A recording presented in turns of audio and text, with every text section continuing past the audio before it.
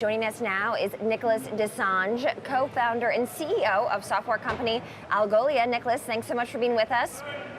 Now, Thanks for having me. Yes, your software is trying to maximize the speed of searches on certain platforms. How much faster can it make the search process?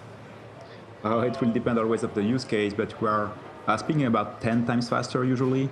And on not only speed, but we are really focusing on the user experience, the full journey of the users. And so it's not only about getting faster, but also providing better results.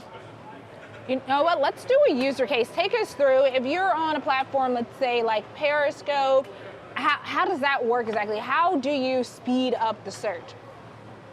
So the idea here, there is two sides with the speed. One side is really the search engine itself, how fast can it be?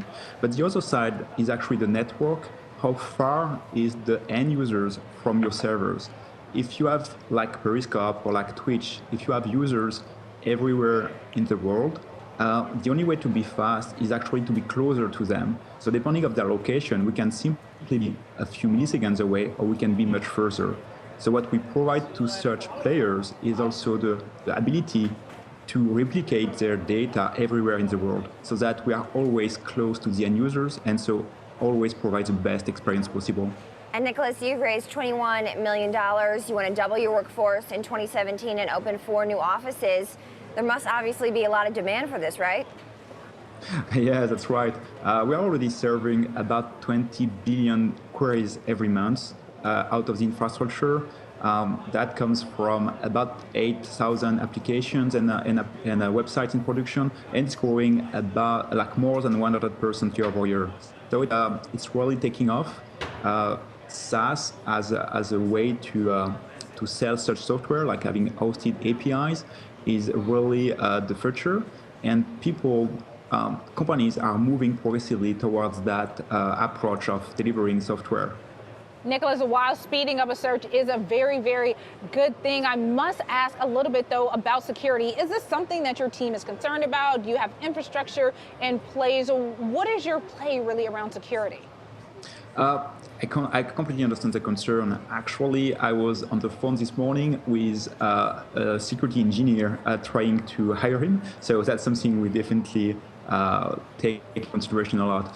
Our approach today is simply to apply all the best practices all the best practices out there. We have a team that is monitoring our infrastructure 24/7, making sure all the security patches are constantly applied.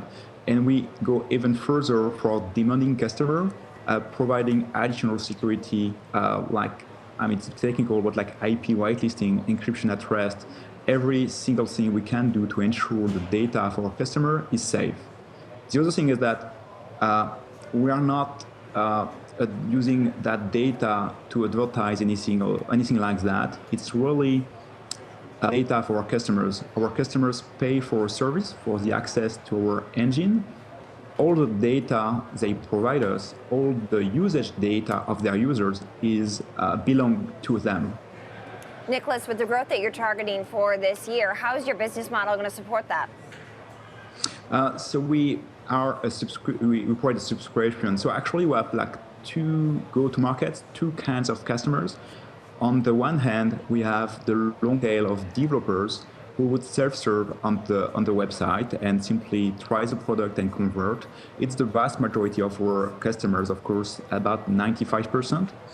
On the other end, we have also an enterprise option. While it's only it's only about 5% of our customers, it's actually representing 2/3 of our business already. And that's where, we see a lot of growth too.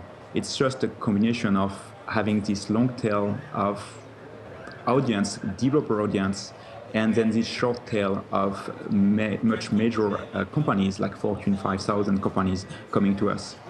You all have a lot of customers around the world, including Twitch, Vivo, even Birchbox, LVMH as well. But it seems like the split is really 60% North American companies. Why do you think this has caught on so much more quickly in North America than in your other international markets? Yes, that's right. So the thing is with the US, and you probably could tell from my accent that I'm not originally from here. We actually started the company back in France, and basically became a US company in 2014. The thing with the US is that it's a really very mature market for SaaS product, and also has a lot of early adopters. So it's really where things happen in software. That's where things start from, and that's why we see so much growth coming from the US. And how do you bring more transparency to your business? I mean, this is one thing that your company has been reported on, and that you want to bring transparency to the market. How are you going to do that?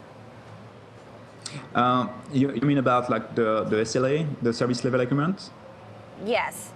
So yeah, so the thing about that, in our offer, I mean, we really care about the uptime. So some of our users are really have critical applications. So especially in e-commerce, we cannot be down like during like Black Friday, for example.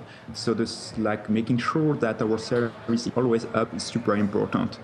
The thing with SLAs and like service level agreements, it's a lot of marketing usually. People are offering crazy 100% SLA, but it's just marketing, it's just like the wording. When you look at it, you need to check what they actually are going to do in case of failures. After how long are they going to detect failure and so on. So in our case, we go as far as offering a premium SLA to demanding customers, which is a 5.9. So 99.999% of the time we need to be up. That means that we can tolerate only 30 seconds downtime every month. And to make sure that we are committed, we refund 1,000 times any downtime. So if you are down for 5 hours, let's say, we commit to refund you 6 months.